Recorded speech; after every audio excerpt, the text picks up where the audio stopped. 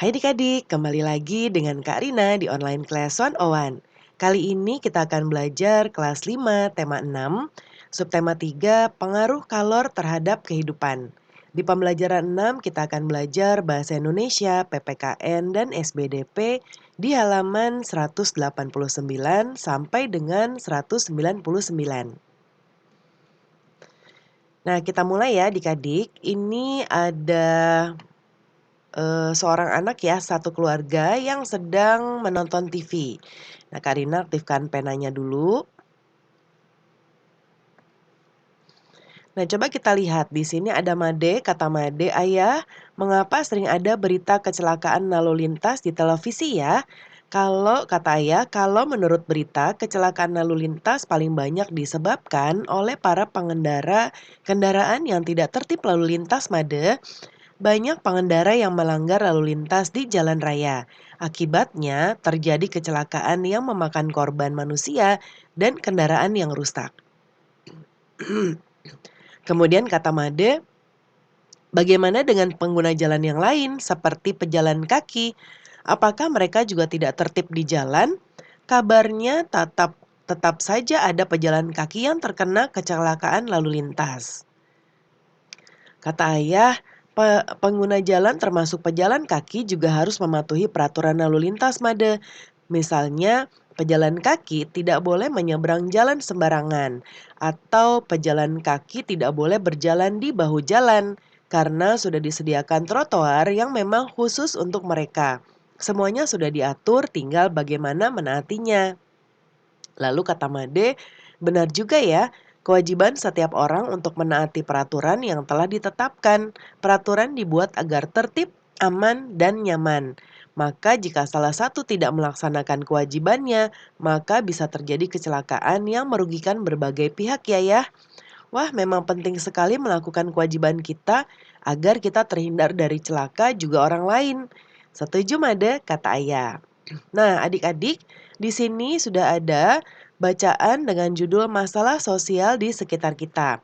Nah, coba adik-adik baca dahulu, bisa di-pause dahulu video Karina, nah atau juga bisa adik-adik baca di buku adik-adik ya.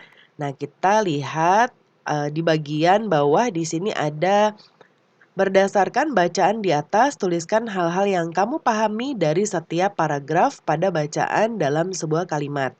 Kalimat-kalimat tersebut akan mewakili isi dari bacaan yang kamu baca. Tuliskan pada tempat yang telah disediakan. Nah, ini sudah ada tempatnya ya. Paragraf 1 sampai paragraf 4. Nah, coba kita lihat di sebelah kanan, ini sudah Karina buatkan. Yang pertama, paragraf pertama ya. Ini beberapa masalah sosial seperti pencemaran lingkungan, kemudian rusaknya atau buruknya fasilitas umum, perilaku tidak disiplin merupakan masalah sosial yang sering terjadi. Kemudian berikutnya,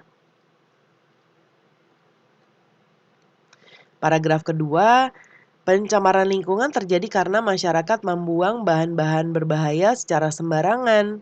Ya, kemudian sehingga mengakibatkan pencemaran air, udara, dan tanah. Paragraf ketiga, fasilitas umum seperti sarana transportasi, sarana pendidikan, dan sarana kesehatan harus dijaga dan dilaporkan kerusakannya agar dapat digunakan.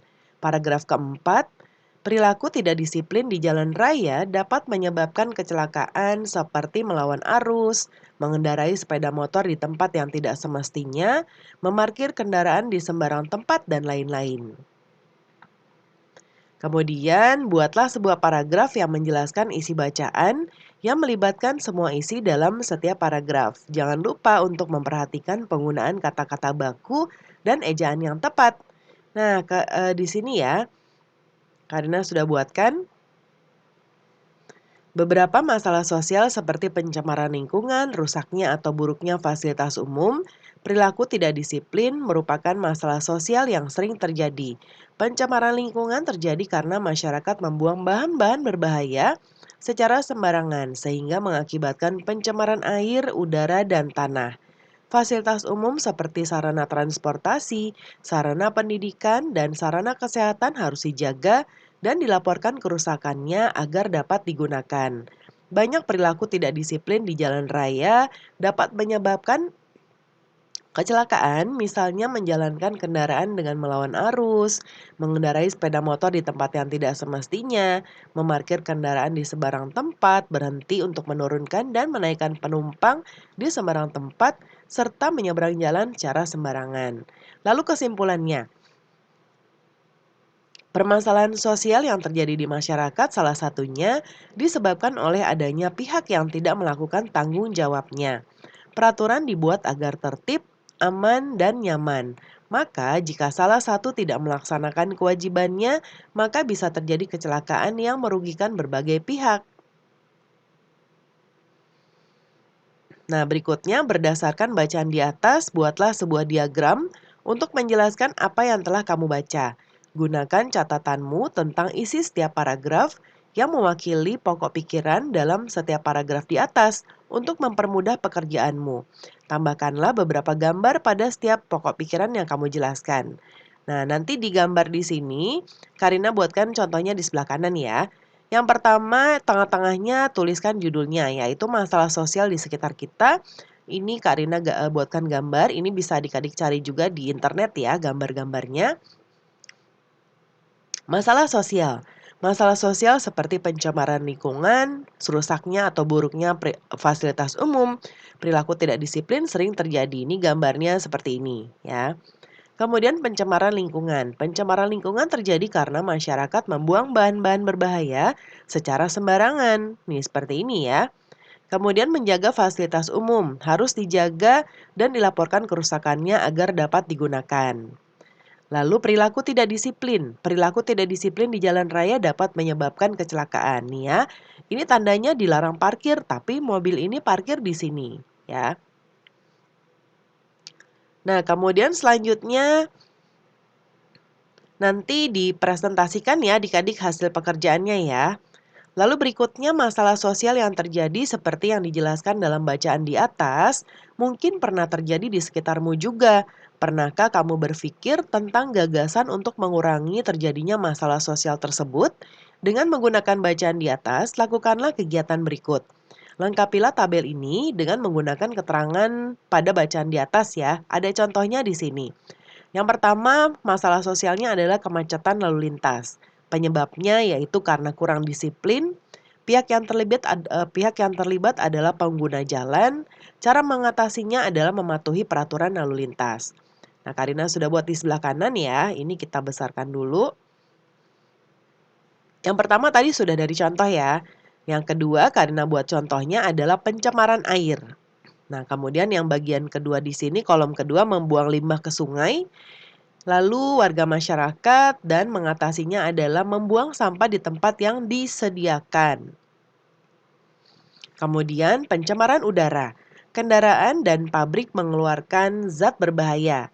Kendaraan tak layak jalan dan pabrik-pabrik ya.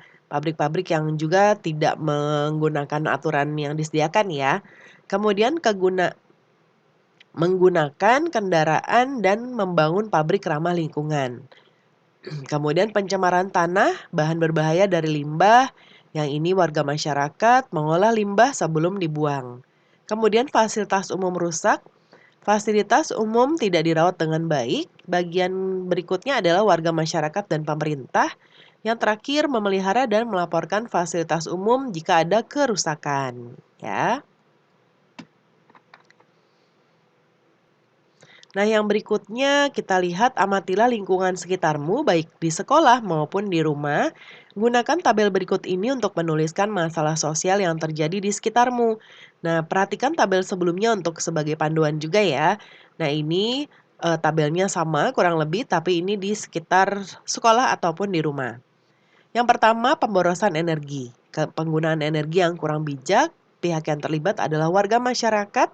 Cara mengatasi menggunakan energi alternatif dan perilaku hemat energi. Yang kedua, pencurian. Kurangnya penjagaan keamanan lingkungan, warga masyarakat, kemudian cara mengatasinya adalah menjaga keamanan lingkungan dengan siskamling. Lalu kenakalan remaja. Penyebabnya adalah kurang bisa mengendalikan diri. Pihak yang terlibat adalah anak remaja dan cara mengatasinya memberikan keteladanan yang baik bagi para remaja. Lalu kelangkaan sembako. Tidak meratanya persediaan sembako, warga masyarakat dan pemerintah menyediakan persediaan sembako dalam jangka waktu yang lama. Lalu ada demo anarkis, kurangnya pemahaman hak dan kewajiban masing-masing, warga masyarakat dan pemerintah, dan mengatasinya menjalin komunikasi yang baik antara pemerintah dan warga masyarakat ya. Kemudian yang berikutnya, nah bersama teman-teman pilihlah satu masalah sosial yang terjadi. Ya, kemudian di sekitarmu berdasarkan tabel yang sudah kamu buat, lalu buatlah sebuah poster yang memberitahukan kepada masyarakat luas untuk melaksanakan kewajibannya agar masalah sosial tersebut tidak terjadi lagi. Gunakan kertas A4 ya. Nah, ini Karina contohkan seperti ini. Ya, ini bisa adik-adik cari di internet juga ya. Ini juga Karina cari di internet, ada banyak sekali. Kemudian presentasikan postermu di depan kelas dengan menjelaskan kewajiban mana yang harus dilakukan masyarakat agar masalah sosial tersebut tidak terjadi lagi. Nah, jika kita mengikuti aturan yang benar di dalam berkendaraan seperti mematuhi traffic light. Ya, traffic light itu adalah lampu lalu lintas, rambu jalan, marka jalan, tanda jalan, kelengkapan kendaraan yang fungsinya masih normal, juga membawa SIM dan STNK. Maka tidak akan terjadi kemacetan di jalan dan otomatis tidak melanggar hukum yang berlaku. Sebagai bangsa Indonesia yang dikenal sebagai bangsa yang ramah, kita harus memberi contoh yang baik dimanapun itu. Ketertiban lalu lintas merupakan suatu keadaan berlalu lintas yang berlangsung secara teratur sesuai dengan hak dan kewajiban setiap pengguna jalan. Ini diatur di pasal 1 angka 32 Undang-Undang Nomor 22 Tahun 2009 tentang lalu lintas dan angkutan jalan. Nah, dengan tertib lalu lintas tentunya akan mengurangi angka kecelakaan dan kemacetan. Oleh karena itu, marilah kita bersama-sama menjaga ketertiban dan keamanan lalu lintas. Dari kata tertib saja, pastinya bila dilaksanakan akan menuai hal-hal yang baik. Bila bukan kita yang mulai untuk membiasakan untuk tertib, siapa lagi? Semoga dengan hal ini kita bisa membangunkan kesadaran kita bersama untuk menyadari bahwa pentingnya mematuhi peraturan yang ada. Kadang kalau ini nanti dirasa terlalu banyak, boleh disingkat lagi ya adik-adik ya. Kemudian yang berikutnya, di sini ada gambar Benny ya dan temannya sedang memperlihatkan posternya masing-masing. Ya, postermu bagus sekali Ben, benar-benar menyampaikan pesan ya. Terima kasih Made. Nah, kemudian di sini ada bacaan memahami gambar cerita. Boleh dibaca dahulu ya.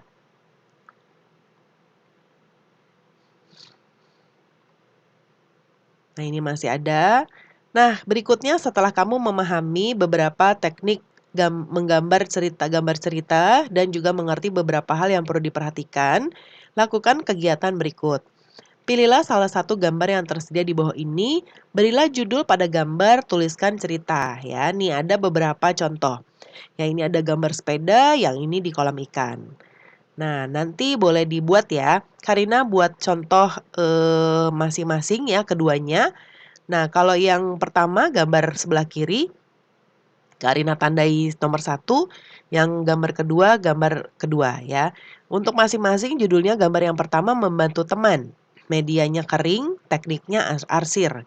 Yang kedua memberi makan ikan, medianya basah, tekniknya sapuan basah karena dia ada warnanya ya. Nah, ceritanya yang pertama ya, membantu teman. Pada sore hari, suatu sore Indra pulang menuju rumah. Sore itu suasana mendung dan sepertinya akan turun hujan yang sangat lebat. Indra kaget karena melihat roda depan dan belakangnya sudah gembes tanpa ada angin tersisa lagi. Padahal tempat bengkel sepedanya sangat jauh dari sekolahnya. Indra terpaksa jalan sambil membawa sepedanya. Sambil berjalan, Indra berpikir kenapa bisa ban depan dan belakangnya gembes secara bersamaan. Tiba di tengah jalan, Indra bertemu dengan Udin teman sekelasnya. Kenapa tidak dinaikin Indra sepedanya? Ini Din, ban saya kempes semua sambil menunjukkan ban depan dan belakang. Coba sini saya lihat Indra sambil melihat sepeda Indra. Indra duduk di sebelah sepedanya sambil ikut mengamati itu ya, duduk di sebelah. Indra ini sih tidak bocor, cuma gembes saja, kata Udin pada Indra sambil tersenyum. Bawa saja sepedamu ke rumahku Indra, rumahku tidak jauh dari sini dan kebetulan saya juga memiliki pompa ban. Akhirnya kedua sahabat tersebut berjalan beriringan sambil menuntun sepeda. Sesampainya di rumah Udin, sepeda tersebut langsung dipompa sehingga kedua bannya kembali seperti semula. Indra mengucapkan terima kasih kepada Udin karena telah menolongnya saat mengalami kesusahan. Indra pun berpamitan kepada Udin dan melanjutkan perjalanan pulang ke rumah. Lalu cerita yang kedua. Beberapa hari ini ada satu kebiasaan baru yang sering saya lakukan, memberi makan ikan-ikan di kolam sepulang sekolah bersama kakak perempuanku. Sewaktu pulang sekolah, tak lupa saya bawakan beberapa potong kue dan atau makanan kecil lainnya.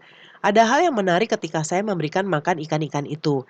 Seakan tahu ada orang yang membawa makanan, ikan-ikan itu pun tiba-tiba berenang mendekat ke tepi kolam.